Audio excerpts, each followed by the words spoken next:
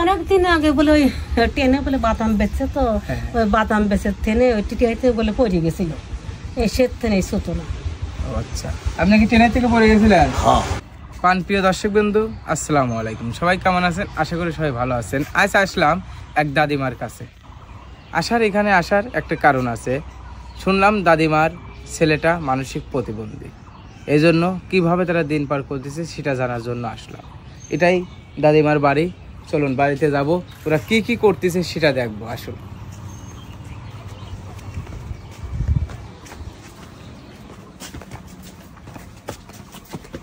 আসসালামু আলাইকুম। কেমন আছেন দাদা ভাই? বাসায় তো আছে, দাদিমা আছে না? কি করেন আপনি? রান্না করতেছেন? আসেন, এইখানে আসেন, একটু কথা বলি আপনাদের সাথে। আপনার ছেলে তো বাসায় আছে তাই না? ডাক দেন।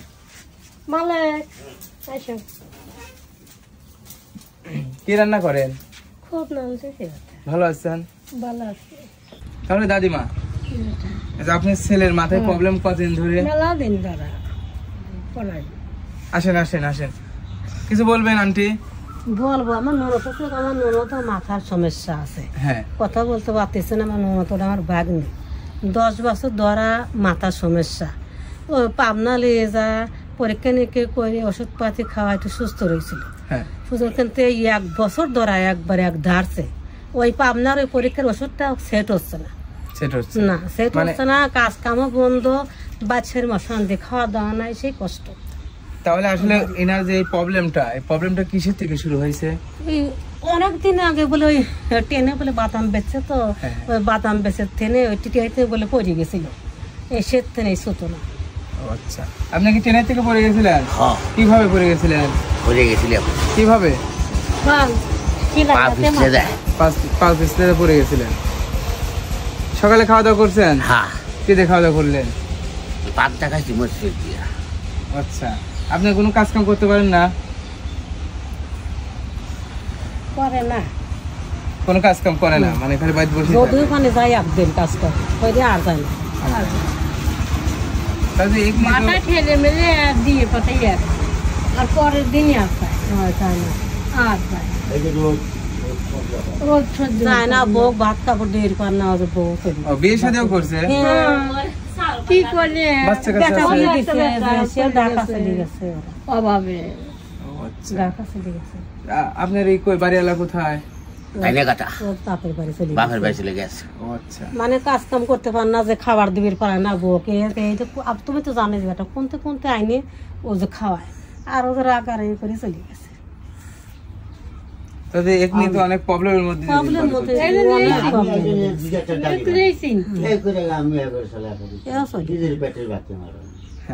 বুঝতে পারতেছি।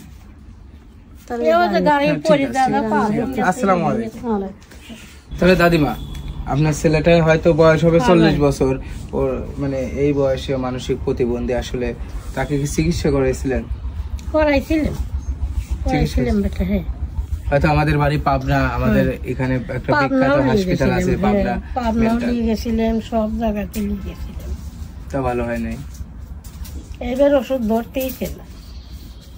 আচ্ছা, ওষুধ ধরতেই ছিল কত বছর। এই পাবনা। আপনার নাম কি? মালিক। আপনার বাসা কোথায়? বেরহাইলিয়া। আপনার জেলার নাম কি? জেলার নাম ফরিদপুর। না না না, থানার নাম ফরিদপুর। বুঝতে পারছি। আপনি এরকম পারতেছেন, গরম লাগছে আপনার নাকি? গরম ধরছে? গরম তো ধরবেই। গরম ধরতেছে না? যাই, তাহলে ছেলেটা কাজ কাম করে আপনারাই খাওয়ান নাকি? আমরাই খাওয়াই, কি করবে? এছাড়া তো উপায়ও নাই, তাই না? উপায়ও নাই, কি করবে? করে ফেলা যাবে, সব গলায় ফেলা ঠিক হয়ে গেছে, আমি করে ফেলা দেবো। এটার জন্য কি বাসায় প্রবলেম হয় যে তার বর্ষায় তার কি কোনো ঝামেলা হয়? ওরে বাবা, মারামারি ধরে মারে বাইরে গিয়ে। তো প্রিয় দর্শকবৃন্দ, আসলে দেখেন আমার এই আঙ্কেলটা বয়স হবে হয়তো 40 বছর, সে মানসিক প্রতিবন্ধী, হয়তো তার ছেলে মেয়ে আছে, সে নিজে কোনো কাজ কাম করে খাইতে পারে না। এই জন্য এই কথা শুনে আসলাম তাদের বাড়িতে, তাকে দেখতে। আসলে দেখে বোঝা যাচ্ছে যে সুস্থ সফল একটা মানুষ, অবশ্য তার মাথায় প্রবলেম। মানে কি বলবে, কিছু বলতে পারে না, কোনো কাজ কাম করতে পারে না। যে মা আছে, মাটা বৃদ্ধা, মাটা কামাই করে হয়তো খাওয়ায়, তাই না?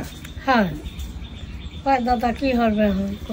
না না না, আসলে হয়তো আপনার ছেলেটা ভালো জায়গায় চিকিৎসা, ডাক্তার কি বলে যে ভালো জায়গায় চিকিৎসা করলে হয়তো ভালো হয়ে যাবে। ওই প্রবলেম মেন্টালি নিয়ে ওষুধ খাওয়ানো লাগে।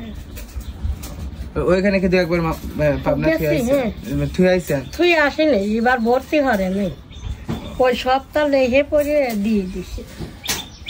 আচ্ছা, কি বলছে ডাক্তার যে পরবর্তী ওষুধ এনে খাওয়ালেন, খেলে না, খালে যে গলা দিয়ে জিভে এত বাইরে ফেলা দেয়। মানে একে আবল তাবল কাজ করে বাড়িতে? কি করে? ওই আবল তাবল মুখ গালা গালে ফস্তা ফস্তে। এই তো রাত্রি কি বাসায় একাই থাকে না? কোনো চলে যায় 2 বের 3 বের চলে গেল, পরে নিয়ে আসে, পরে আবার নিয়ে আসে। এটা আপনার কি হয়? এটা কি হয়? এটা মা হয়। মা হয়। আর ওটা ওটা ওরা বাপ হয়। আপনার ছেলে মেয়ে কয়টা?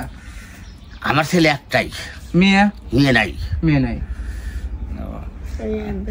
এক বেটা। ঝামেলা পারলো না তো। আপনার ছেলে আপনাকে বাপ বলে ডাকে? হ্যাঁ। ভালোবাসে? টাকা পয়সা দেয়? না, টাকা পয়সা দেয় না। আপনার ছেলে কোথায় গেছে জানেন? ঢাকা গেছে। মাঝে মধ্যে এরকম হয় না? 12 মাসে এরকমই থাকে? এখন দেখতেছি মাঝে মধ্যে এরকম হয়। আগে একটু ভালো থাকছে, আগে ওষুধ পাতি খাওয়ালি নে ভালো থাকছে, ধরো 6 মাস কি ভালো থাকছে। যে এখন আবার ওষুধও খেলে না, যদি ওষুধ খাওয়ানো যায় যে জিবি বেড়া পায়, লাল টকটক হওয়া যাবে। ওই আবার ধরো পাবনা এখন যাওয়া লাগবে, তখন পয়সা কোনে পাবো? পয়সা তো নাই। আর আপনারা হয়তো যে বাড়িতে থাকেন, হয়তো ওই জায়গাটা দেখতাম অবদা নিচে, জায়গাটা কার? আপনাদেরই? এখন বর্তমান মানে সরকারি জায়গা, মানে থাকবেন, থাকার মতন একটা না। এখন যদি তুলে দেয় এখনই চলে যাওয়া লাগবে আমার। এইখানে কতদিন ধরে থাকেন? প্রায় 15 বছর বেশি এখানে থাকা। আগে বাসা ছিল কোথায় আপনাদের? শিরগঞ্জা ছিল, ওইখান থেকে এখানে আইছে। আমি যেটা সত্যি কথা সেই দিন না, অবশ্যই আসছে আপনার মানে কথা শোনার জন্য, যেটা সত্যি সেটা। এখন দুঃখের লাগে বাবা, তোমার কাছে যাই, কি করবো এখন? না, কিছু করে নাই, কিছু মনে করো কিছু? না না না না না, অবশ্যই এটা মনের কিছু নেই। মানুষের জন্য এটাই মানে মনে রাখবেন, হয়তো আমার একটা ভাই, সে অসুস্থ, কাজ কাম করতে পারতেছে না, খাইতে পারতেছে না, তার পাশে আমার দাঁড়ানো কর্তব্য। ও তো পাশের বাড়ি আমার ভাই আছিল একটা, ওর কি দেখার মতন সম্পর্ক আছে? নাই, সেইটি খাইবে আনচালা। একটা আছিল ওই পাড়া মরি গেছে, সেটা পরে 3-4 মাস না।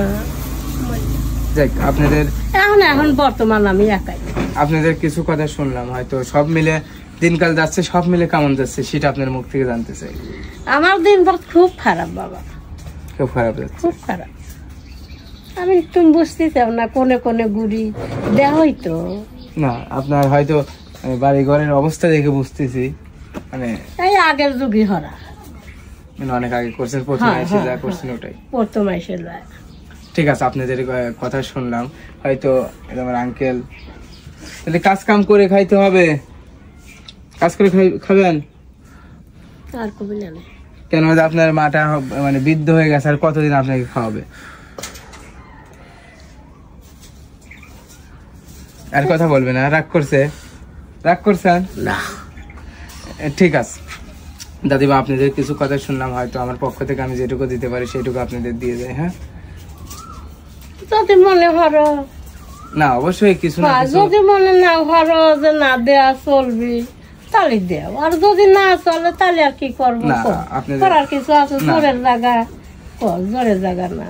এক পাশের বাড়ির এক আন্টি এসে মানে কথা তো বললো, তার কথা তো আমি শুনলাম, কিভাবে দিন পার করছেন সেটা তো জানলাম। এখন এখানে থাকাই আমাদের মুশকিল। কেন? ই হয় ঋণের লাগে, অনেক টাকা ঋণ, মেলা মেলা টেকা দিই, জাতি মেলা টেকা দিই। এই টাকাটা এটা রাখেন, কিছু মানে একে ফলমূল কিনে এনে খাওয়ায়। ঠিক আছে, আজকের মতন আসি, আবার আপনার বাসা হ্যাঁ চিনে গেলাম, আবার আসি। আবার দেখো একটু দেখাশোনা হইও। অবশ্যই দোয়া করবেন আমার জন্য। আল্লাহ দোয়া করবো, আল্লাহর কাছে দোয়া করি, আল্লাহ যেন তোমার ভালো রাখে। ঠিক তোমার সাথে তো সবসময় আমি যাই, কথাবার্তা কই, ওই না আসি দাদা। না, আমি তো দেখছি আমাদের এলাকায় আপনি যান। যাই দেখো। ঠিক আছে, হ্যাঁ তাহলে আসি ভাই। আচ্ছা একটু কোলাকুলি করি, আসেন। ঠিক আছে, কাজ কাম করেন। হ্যাঁ কাজ কাম করে বাপ মা ভাত খাবার দিয়েন, আর একে ভালো জায়গায় চিকিৎসা করেন। টাকা বেকার চিকিৎসা করতে পারতেছি না, ভালো জায়গায় চিকিৎসা করায় দাও। কেমন টাকা লাগবে?